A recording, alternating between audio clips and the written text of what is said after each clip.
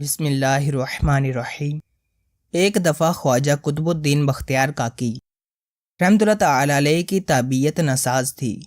حضرت بابا فرید گنج شکر رحمۃ اللہ تعالی علیہ کو حکم ہوا کہ عطار کی دکان سے جا کر نسخہ بندوا لائیں۔ آپ رحمۃ اللہ تعالی علیہ بیٹھے دکان میں نسخہ بندوا رہے تھے کہ شور ہوا، ایک بزرگ پالکی میں سوار ہو کر آ رہے ہیں اور پکارنے والا ان کے آگے آگے پکار رہا ہے، جو ان کی زیارت کرے گا انشاءاللہ عز و جل وہ جنتی ہوگا۔ لوگ جگ در جگ زیارت کو جا رہے تھے، لیکن حضرت بابا فرید گنج شکر رحمۃ اللہ تعالی علیہ نے توجہ ہی نہ کی، بلکہ جب پالکی نزدیک آئی تو دکان کے اندر کے حصے میں تشریف لے گئے۔ ہر چند لوگوں نے اصرار کیا، مگر آپ رحمۃ اللہ تعالی علیہ نے توجہ نہ فرمائی۔ جب پالکی گزر گئی تو آپ نسخہ لیے مرشد کامل کی خدمت بابرکت میں حاضر ہونے کے لیے روانہ ہوئے۔ حضرت خواجہ بختیار کاکی رحمۃ اللہ تعالی علیہ نے دیر سے آنے کی وجہ دریافت کی تو آپ رحمۃ اللہ تعالی علیہ نے جواب میں تمام واقعہ عرض کر دیا۔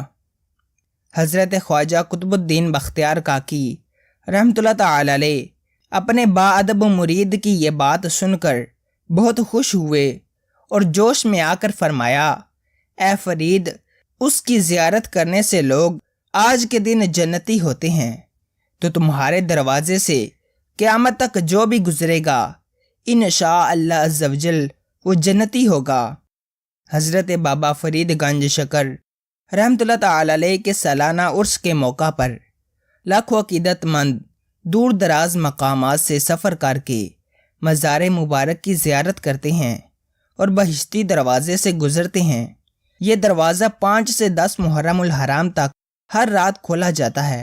اسے بہشتی دروازہ کہنے کی ایک وجہ یہ بھی ہے کہ ایک مرتبہ سلطان المشائخ حضرت نظام الدین اولیاء رحمۃ اللہ تعالی علیہ حضرت بابا فرید گنج شکر رحمۃ اللہ تعالی علیہ کے مزار پر انوار پر حاضر ہوئے تو خواب میں دیکھا کہ رسول اللہ صلی اللہ علیہ وسلم اس دروازے پر جلوہ فرما ہیں اور فرما رہے ہیں کہ نظام الدین، جو شخص اس دروازے میں داخل ہوگا اسے امان ملے گا۔ اس دن سے اس دروازے کا نام بہشتی دروازہ پڑ گیا۔ دوستو، بہشتی دروازے سے گزرنے والوں کو جنتی ہونے کی بشارت عطا ہوئی۔ اس سلسلے میں یہ بات یاد رکھیے کہ کوئی شخص اپنے اعمال کی وجہ سے بہشت میں نہیں جائے گا، بلکہ اللہ عز و جل کی رحمت اور فضل و کرم سے داخل ہوگا۔ چنانچہ حضور انور شافع محشر صلی اللہ تعالی علیہ وآلہ وسلم کا فرمان رحمت نشان ہے، کسی کو اس کا عمل نجات نہیں دے سکے گا۔ لوگوں نے عرض کیا، یا رسول اللہ، آپ کو بھی نہیں؟ فرمایا، نہ مجھے، مگر یہ کہ اللہ مجھے مہربانی سے اپنی رحمت میں چھپا لے۔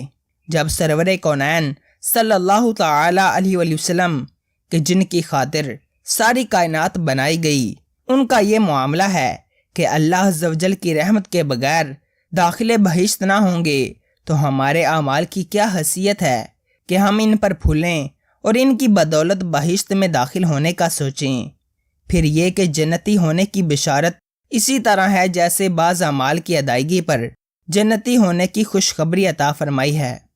چنانچہ فرمان مصطفیٰ صلی اللہ تعالی علیہ وآلہ وسلم ہے کہ جو شخص وضو کرے اور اچھا وضو کرے اور ظاہر و باطن کے ساتھ متوجہ ہو کر 2 رکعت پڑھے، اس کے لیے جنت واجب ہو جاتی ہے۔ ایک اور مقام پر جنت کی بشارت یوں عطا فرمائی کہ جو اپنے بھائی کے کسی عیب کو دیکھ لے اور اس کی پردہ پوشی کرے تو اللہ عز و جل اسے اس پردہ پوشی کی وجہ سے جنت میں داخل فرمائے گا۔ مفسر شہیر حضرت مفتی احمد یار خان نائمی رحمۃ اللہ تعالی علیہ ایسی تمام روایتوں کے متعلق اصول بیان کرتے ہوئے فرماتے ہیں، اللہ تعالیٰ انہیں نیک اعمال کرنے، برے اعمال سے بچنے یا ان سے توبہ کرنے کی توفیق دے گا، جس سے وہ دوزخ سے بچ جائیں گے۔